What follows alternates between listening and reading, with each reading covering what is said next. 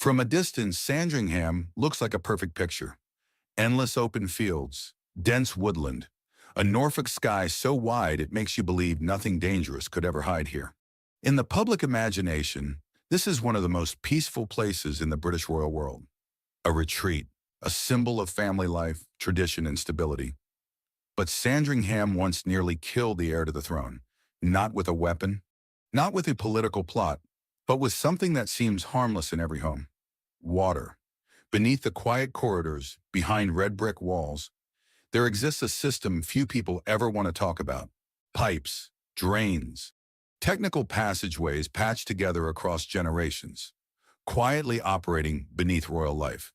And Sandringham was not the only place at risk. The same kind of danger once haunted Buckingham Palace in the heart of London. It filled a royal residence with the stench of a city slowly rotting up from below, and it exposed weaknesses so severe that a stranger once stood beside the Queen's bed, unnoticed. This is not a story about luxury, and it is not a story about ceremony. This is a story about invisible systems, clean water, bad smells, uniforms, and the corridor's power would rather you never see. From a gift given in 1862 to a son considered too difficult to control, to a break-in at the heart of the palace in 1982, and further still, to a treasure by Leonardo da Vinci hidden for nearly 200 years in the shadows of Windsor. These pieces do not belong to the same story, but they all lead to the same question. What truly holds power in place? Walls of stone several meters thick, or systems no one notices until they begin to fail? If what lies beneath the surface of power makes you curious, press like to help this story reach further. And if you want to keep exploring places that appear untouchable, yet hide the most secrets, subscribe so you do not miss what comes next. Because what is hidden most carefully often shapes power more than anything else. To understand Sandringham, we have to go back to a time before it became a symbol. Back to the year 1862. When a quiet estate in Norfolk was chosen not for rest, but to solve a problem the royal family could not openly discuss. And that is where the story truly begins. Sandringham was born as a strategy of distance. Norfolk in the mid-19th century was not a place people went to touch power. It was a rural region in eastern England, more than 170 kilometers from London. In an era before motorways or high-speed rail, that distance was not just a number. It meant hours of travel by steam train, followed by horse-drawn carriage, a journey long enough to break completely from the political rhythm of the capital. London at the time was the absolute center, where Parliament operated, where mass newspapers were exploding in circulation, where rumor could reach hundreds of thousands of readers overnight. Norfolk was the opposite, sparsely populated, lightly covered by the press, almost entirely outside the pulse of court life. It was precisely this imbalance that made Sandringham different.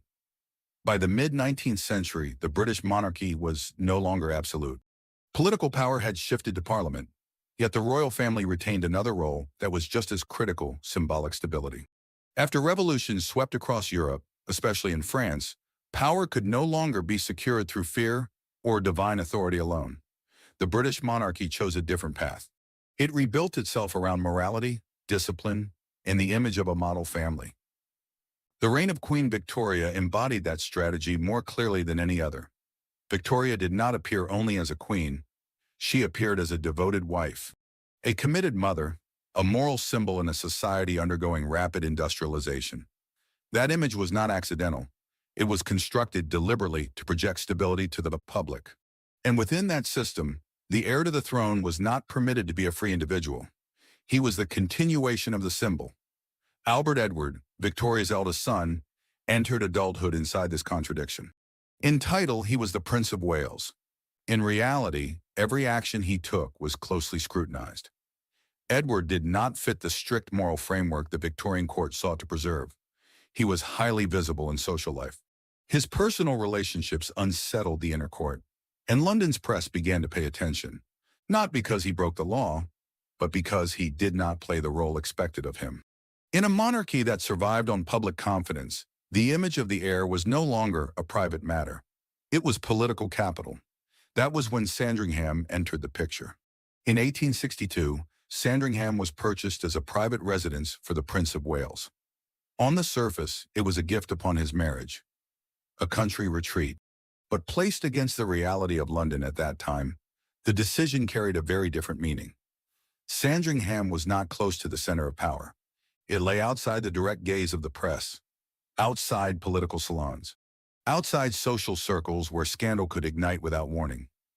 Geographic distance became a filter. At Sandringham, the heir still existed, but he existed beyond the spotlight, not to disappear, but to be managed.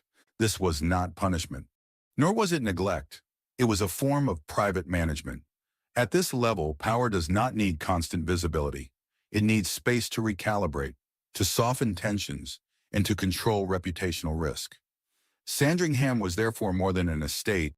It was a buffer zone, far enough from London to reduce exposure, yet close enough to remain within the royal orbit.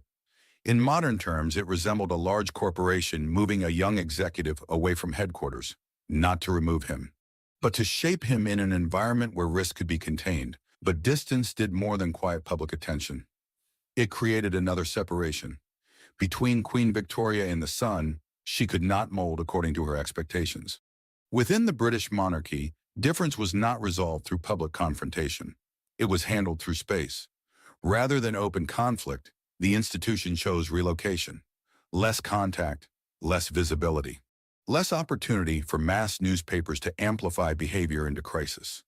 This approach was distinctly British, not eliminating contradiction, but removing it from view. Sandringham did not solve the problem of the heir. It simply ensured the problem no longer appeared in London. Yet this silence planted the seed of a new paradox, because when an heir is removed from public scrutiny, he is not only protected, he is also granted something else, control over space. And this is where the story begins to turn. From the moment Edward stepped into Sandringham, not merely as someone being managed, but as an owner, a new form of power began to take shape. Not political power, but power over environment. And that power would soon transform Sandringham from an instrument of control into a world rewritten according to the will of the heir himself. Edward rewrites the house. When distance is no longer enough, power begins to restructure space. In 1862, Sandringham was purchased, but for nearly a decade afterward, it remained little more than a royal property on paper.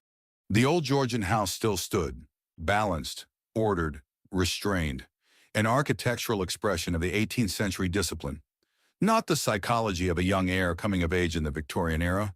Then, around 1870, everything changed. Edward did not renovate the house. He erased it. The Georgian structure was demolished entirely. Not because it was failing, but because it no longer served its purpose. At Sandringham, Edward did not want a place to live. He wanted a space that could operate according to his own rhythm, and this is where the story begins to turn. The new house rose in a 16th and 17th century revival style. Not a historically accurate reconstruction, but a carefully selected architectural language designed to create atmosphere. Steep roofs, heavy gables, red brick walls with visual weight, tall windows pulling daylight deep into the interior. If Georgian architecture represented order and restraint, this revival represented personal authority and presence. The house did not attempt to blend into the landscape. It asserted itself as the center. Inside, the structure revealed its intention even more clearly. The space was not organized around ceremony. It was organized around entertainment. The billiard room was built larger than those found in most aristocratic houses of the period. Warm lighting, ceilings low enough to contain sound. This was not a room designed for silence. Reception rooms were not rigidly separated. They flowed into one another.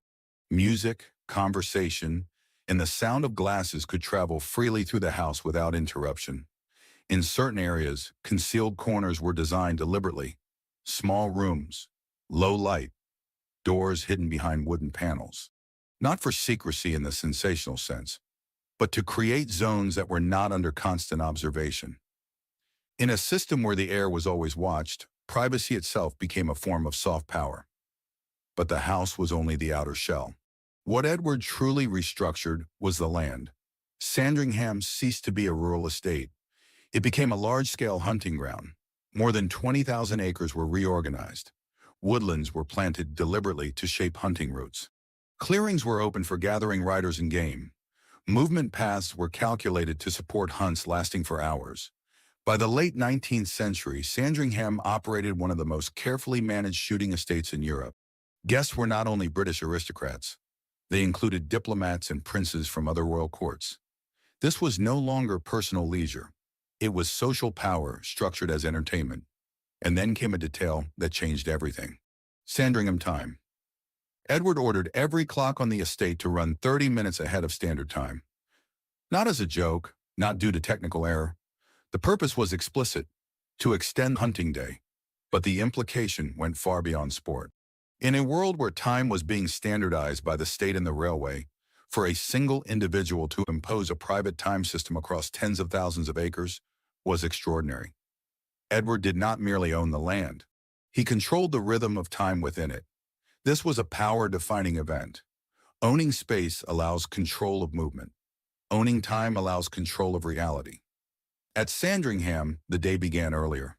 Activities followed a private cadence. Guests entering the estate adjusted their watches to the owner's clock. No decree was announced. No declaration was made. The adjustment was automatic. But this still does not fully explain the consequences of Sandringham. Because when an heir is granted control over space, leisure, and time, the estate stops being a tool of management. It becomes a private world. And that world would soon produce a major crisis, one that did not arise from behavior, but from the hidden infrastructure beneath Sandringham's carefully curated surface. And that is where the story moves into far more dangerous territory. Maturity and the rewriting of function. And the cracks begin to form beneath the appearance of calm. By the late 1880s, Sandringham entered a new phase. Not because the architecture changed dramatically, but because the man who lived inside it had changed. Edward was no longer a restless heir testing the boundaries of personal power. He was moving steadily toward the role the court had prepared for him over decades. And once again, Sandringham was required to adapt. Spaces once designed for entertainment began to recede. They did not disappear entirely, but they no longer occupied the center of daily life. Late-night gatherings grew less frequent. Music and games were no longer the default sounds filling the house each evening. Instead, the rhythm slowed. It became more ordered, more ceremonial. A decision emerged during this period that carried deep symbolic weight. The bowling alley, one of the clearest expressions of Sandringham's youthful phase, was dismantled, not to be removed, but to be transformed into a long library. Polished wooden lanes gave way to rows of bookshelves. Lighting was lowered. Sound was absorbed rather than amplified. This library was not a display of power. It was a space for reading, reflection, and extended silence. The transformation was functional, but it was also psychological. Sandringham was no longer a stage for energy. It was becoming a place meant to be lived in over time. The interior of the house shifted accordingly. Colors grew darker, fabrics heavier, curtains thicker. From a distance, Sandringham looks like a perfect picture. Endless open